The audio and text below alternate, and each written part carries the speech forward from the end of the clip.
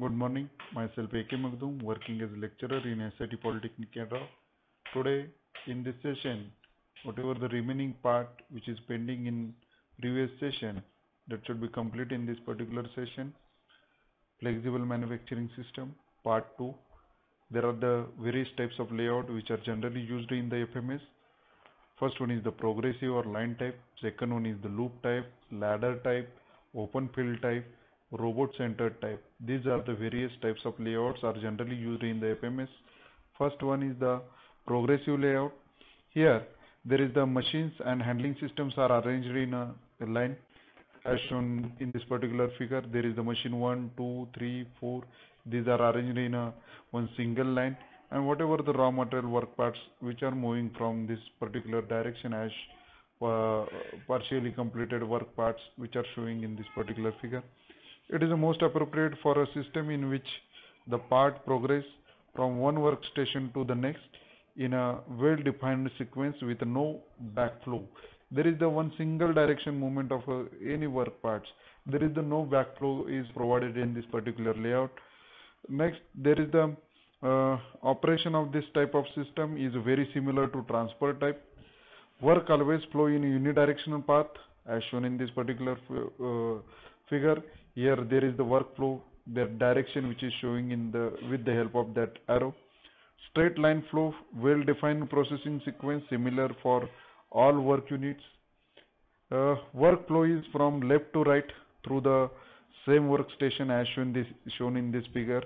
There is the loading the part in this direction and unload the machining parts in this direction, means from left to right direction is there. No secondary handling system is there in this progressive layout. Linear transfer system with secondary parts handling system at each workstation to facilitate flow in two directions. This is the progressive layout which is generally used in the FMS system. Next one is the loop layout. This is the basic diagram of this loop layout. In this, the parts usually move in one direction around the loop with the capability to stop and be transferred to any station. That is the advantage of this type of loop layout system. The loading and unloading stations are typically located at one end of the tube. This is the loading and unloading. From this direction we are load the part. Once your operations are completed, you can unload the part. This is the actually directions which are showing in this particular figure itself. One direction flow, but variations in processing sequence possible for different part types. Secondary handling system at each workstation. Parts can skip stations for flexibility, used for large part sizes, best for long process times. So in this figure we clearly identify there is the starting workstation which are showing with the help of that red bubbles which are moving through. There are the various process, and then afterwards once your part is ready, then afterwards you can unload that part, or that may be called as a completed part through the various stations like inspection station is there. Manufacturing different machines are available. Through that we complete the part, and then afterwards we can unload the completed parts. Next, there is the third type. There is the ladder type layout. In this ladder type layout, the configuration is shown. The loading and unloading station is typically located at the same end. That is the basic difference between previous two and this one. The sequence two as shown in this particular figure, there is the starting work parts and completed work parts, both at the same location. The sequence to the operation or transfer of parts from one machine tool to another is in the form of ladder steps.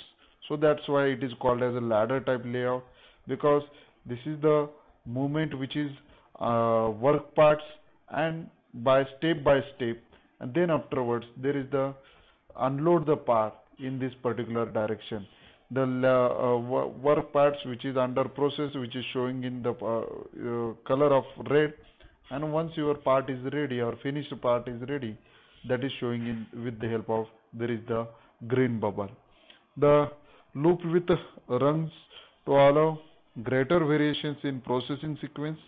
Parts can be sent to any machine in any sequence. That is a very important advantage of this ladder type layout, because according to your machining sequence, according to your make suitable changes in your process, that should be easily possible with the help of this ladder type layout.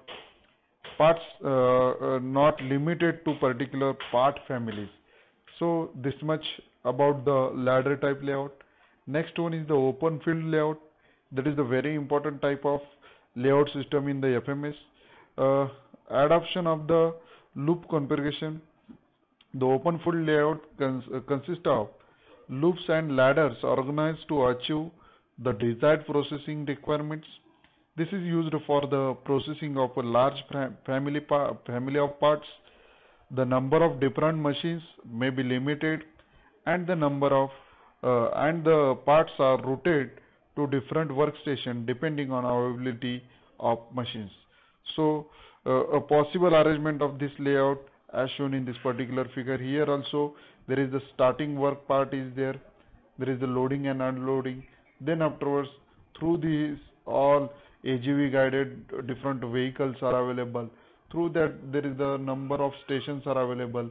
While there is the passing through that various stations, then afterwards there is the part is ready for a dispatch, or that may be called as a completed part after the inspection of that component.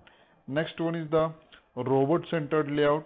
This is the very important layout which is generally used for advanced FMS industry. If a handling robot is used in a flexible manufacturing system cell, the machines are laid out in a circle. Such a layout is called as a circular layout. Here there is the circular layout is there. Then afterwards, that robot which is handling that overall circular geometry of that, handling the 1, 2 or maybe the n number of machines with the help of one single robot, that type of a layout is called as a robot center layout, which is showing in this particular. Some glimpses are available. Only one single or maybe 2, 3, 4 robots are used for handling the different various machine in a loop. So that type of a handling system which is generally called as a robot center type layout.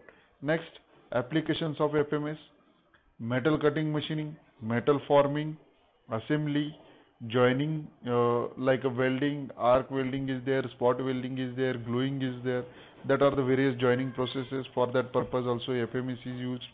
Surface treatment, inspection, testing, these are the few another applications of FMS.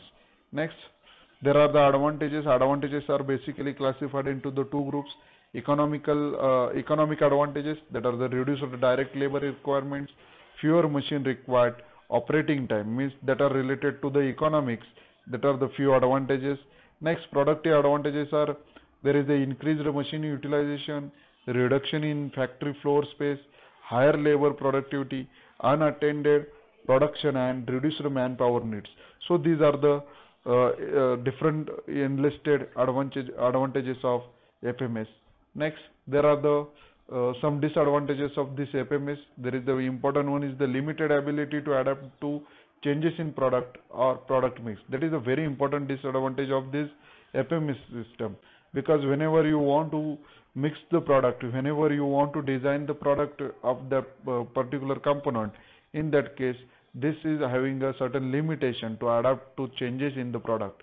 So next one is the substantial pre-planning activity, expensive, costing millions of dollars. So that is a very expensive method whenever you want to implement the FMS in your existing industry. In that case there is the too much expensive setup is there. So that's why that is the important disadvantage or drawback of this particular FMS.